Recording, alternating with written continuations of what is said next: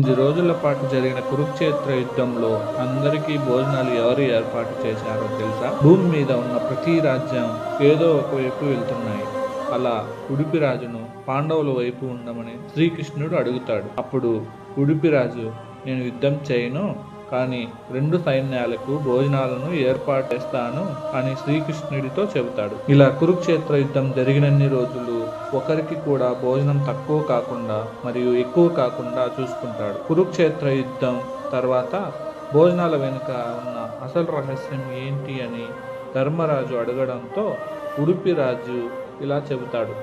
ప్రతిరోజు రాత్రి ఉడకబెట్టిన పల్లీలను శ్రీకృష్ణుడికి ఇస్తాను.